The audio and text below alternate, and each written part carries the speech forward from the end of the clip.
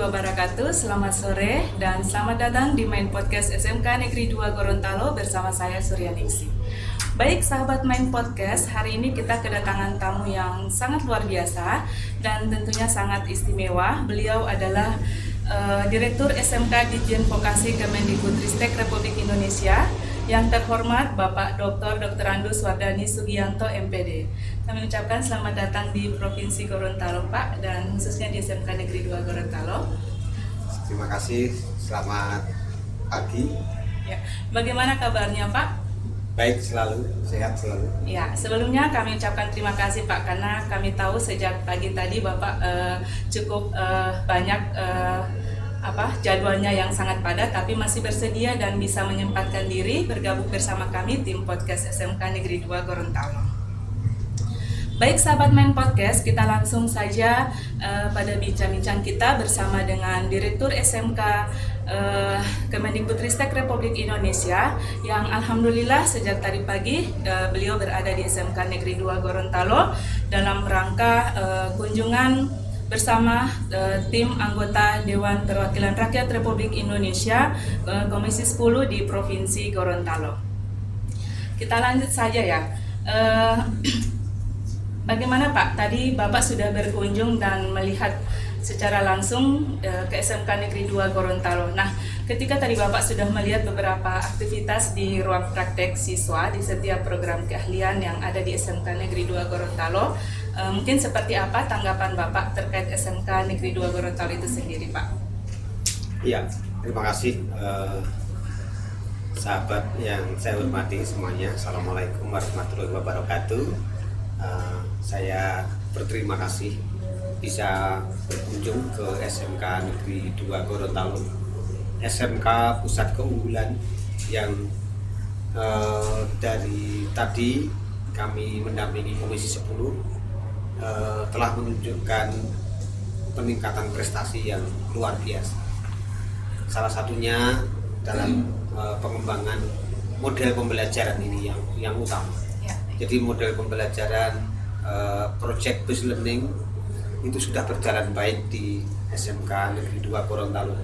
Saya melihat anak-anak sudah melakukan project real yang dibutuhkan oleh masyarakat, baik di tata busana, tata boga, kemudian kuliner, kemudian pengolahan hasil pertanian, kemudian juga di perhotelannya. Jadi inilah yang model yang kita harapkan telah berjalan di SMK Pusat Keunggulan. Ya, baik Pak.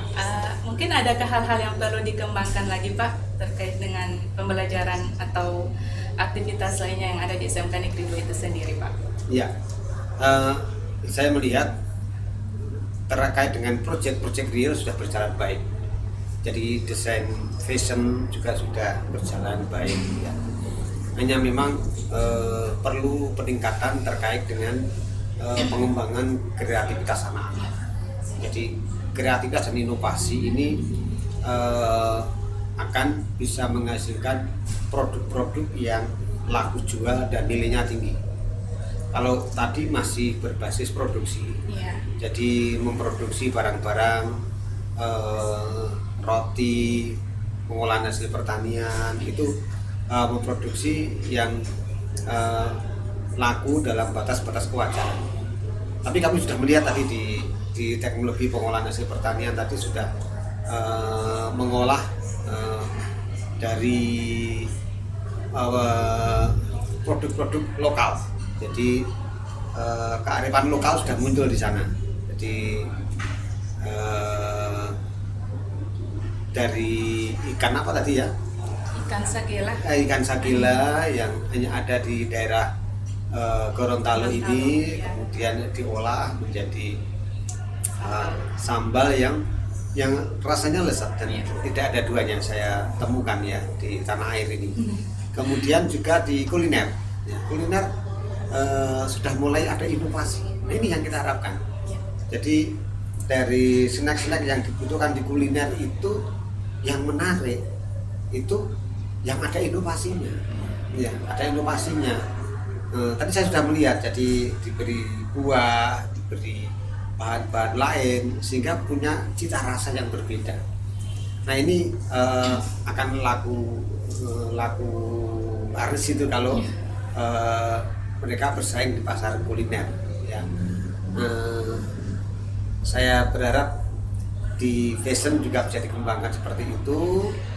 Anak-anak bisa mendesain menggunakan komputer ya, sehingga desainnya itu bisa disimpan, bisa diinovasi, ditambah, dikurangi.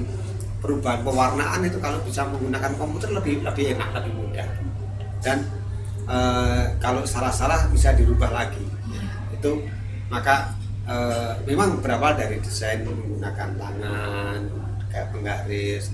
Setelah itu segera larikan di kelas 2, di kelas 11 itu sudah mulai mereka diaktifkan dengan desain dengan menggunakan komputer.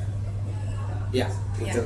Baik. Nah, Pak Wardani, terkait dengan terobosan-terobosan yang dibuat oleh pemerintah pusat, khususnya di Kemendikbudristek ini, salah satunya adalah untuk pengembangan SMK ke depan itu dengan adanya program SMK Pusat Keunggulan, Pak ya. Dan alhamdulillah di SMK Negeri 2 Gorontalo itu sendiri kita sekarang sudah tahun yang ketiga dengan sekolah SMK Pusat Keunggulan Skema Lanjutan. Nah, menurut Bapak nih Pak, bagaimana tanggapan Bapak terhadap SMK Negeri 2 Gorontalo itu sendiri sebagai SMK PK, Pak? Ya, sebagai SMK PK, SMK Gorontalo sudah on track. Bahkan sudah selangkah lebih maju. Kalau saya melihat levelingnya itu sudah berada di level 3, tinggal sedikit lagi sudah berada di level 4 ya. Sudah akan tuntas itu. Nah, harapan kami apa yang sudah baik ini, model pembelajarannya ini, implementasi kurikulum merdeka ini jangan sampai kendor, tapi terus ditingkatkan. Kemudian yang kedua, peran SMK Pusat Keunggulan itu sebagai pengimbas bagi SMK lain. Nah ini perlu diimbaskan ke konsentrasi keahlian yang lain, kemudian juga diimbaskan ke SMK lain. Melalui apa? Bisa melalui secara online, melalui memperkaya di platform Merdeka Mengajar. Ya, di platform Merdeka Mengajar itu diperkaya dengan praktek-praktek project real itu divideokan, kemudian dari mulai awal sampai akhir, sampai anak bisa memproduksi itu divideokan, nanti diupload di PMM. Nah ini berbagi kepada SMK yang lain. Ini kami masih sangat membutuhkan. Sementara ini video pembelajaran, praktek baik dari narasumber kita ini masih sangat kurang, masih sangat ditingkatkan. Kami sedang juga mempersiapkan, tetapi alangkah baiknya SMK Pusat Keunggulan tidak usah harus dilatih, tetapi sudah melalui SMK Pusat Keunggulan ini sudah bisa berbagi praktek baik yang bisa diupload di platform Merdeka Mengajar. Kemudian yang kedua, kaitannya dengan produk-produk project based learning. Tadi project based learning yang produknya bagus, itu segera larikan ke teaching factory. Ya, larikan ke teaching factory, dievaluasi, diproduksi, ditawarkan kepada masyarakat. Kemudian setelah penawaran itu menarik, masyarakat membutuhkan, segera lakukan produksi massal. Ya, segera lakukan produksi massal. Setelah produksi massal di situ akan menghasilkan. Kemudian salah satu ciri khas implementasi kurikulum merdeka dan harus berjalan di SMK Pusat Keunggulan adalah refleksi. Jadi refleksi itu harus berjalan di kelas. Anak-anak dengan guru merefleksi, tadi project based learning-nya kok tidak laku, kok kurang bagus, kok kurang bisa diterima masyarakat, kok masih membutuhkan waktu lama. Itu direfleksi, kemudian dilakukan perbaikan. Jadi salah satu ciri khas daripada implementasi kurikulum merdeka itu adalah proses refleksi.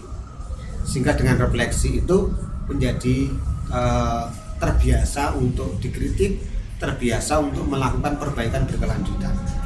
Ya, produknya kurang bagaimana, masyarakat supaya kritik, supaya ini membenahi, kemudian terjadi perbaikan-perbaikan. Seperti kurikulum merdeka ini tidak hanya di tingkat sekolah, di tingkat provinsi, di tingkat pusat pun sering melakukan kegiatan refleksi.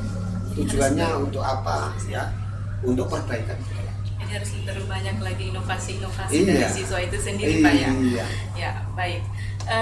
Terkait dengan hal tersebut Pak, bagaimana harapan Bapak untuk SMK-SMK yang ada di Provinsi Gorontalo Pak? Iya. SMK-SMK yang ada di Provinsi Gorontalo, saya berharap bisa belajar dari SMK Pusat Keunggulan.